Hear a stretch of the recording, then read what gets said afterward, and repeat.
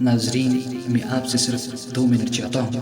ان 2 minute میں آپ ایسی باتیں سنو گے جو آپ کی زندگی کو ہمیشہ کے لیے بدل سکتی ہیں۔ میں اس ویڈیو میں اپنے بارے میں کچھ نہیں کہوں گا، صرف اور صرف اللہ کی باتیں ہوں گی، تو ویڈیو کو آخر تک ضرور دیکھیں۔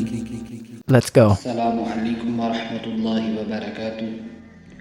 ناظرین، یہ ویڈیو بہت ہی اہم ہونے والی ہے، کیونکہ اس میں ہم آپ سے بات کریں گے ایک ایسے موضوع پر جو ہر مسلمان کے لیے سوچنے والی بات ہے۔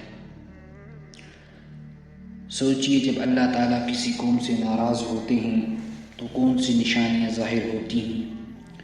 کیسے ہمیں سمجھ آتا ہے کہ اب اللہ تعالیٰ ہم سے ناراض ہیں؟ اس ویڈیو میں ہم انہی معلومات پر روشنی ڈالیں گے جو قرآن اور حدیث میں بیان کی گئی ہیں۔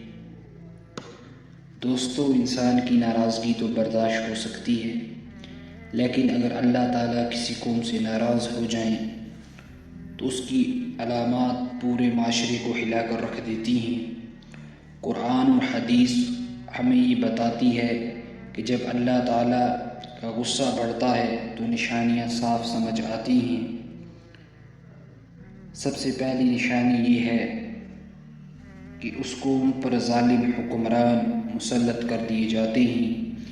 جب لوگ ظلم کرتے ہیں، انصاف چھوڑ دیتے ہیں، تو اللہ ان پر ایسے لوگ بٹھا دیتا ہے جو ان کا خون چوس لیتے ہیں۔ دوسری نشانی یہ ہے کہ کنجوس اور دھوکے باز لوگوں کے ہاتھوں میں پیسہ آ جاتا ہے اور ایماندار اور نیک لوگ ذلیل کر دیے جاتے ہیں۔ تیسری نشانی یہ ہے کہ رزق کی برکت ختم ہو جاتی ہے۔ کبھی بے وجہ بارش گرتی ہے اور تباہی لاتی ہے، اور کبھی ضرورت کے وقت بارش روک دی جاتی ہے، زمین سوکھ جاتی ہے اور فصلیں تباہ ہو جاتی ہیں۔ چوتھی نشانی یہ ہوتی ہے کہ قوم میں فحاشی اور گناہ کھلے عام ہو جاتے ہیں، تو اللہ تعالیٰ نئی نئی بیماریاں مسلط کر دیتا ہے جو آج سے پہلے کبھی نہ سنی گئی ہوتی ہیں۔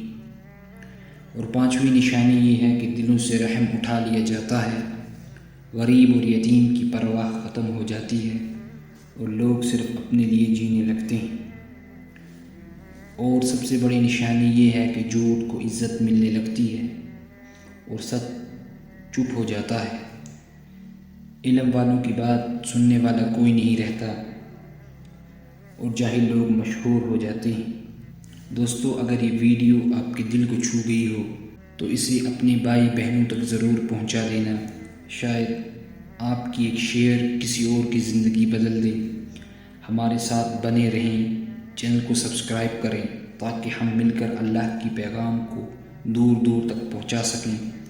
آپ کی دعاؤں اور سپورٹ کی ہمیشہ ضرورت ہے۔ اللہ آپ سب کو اپنی رحمت میں رکھے، آمین۔ جزاک اللہ۔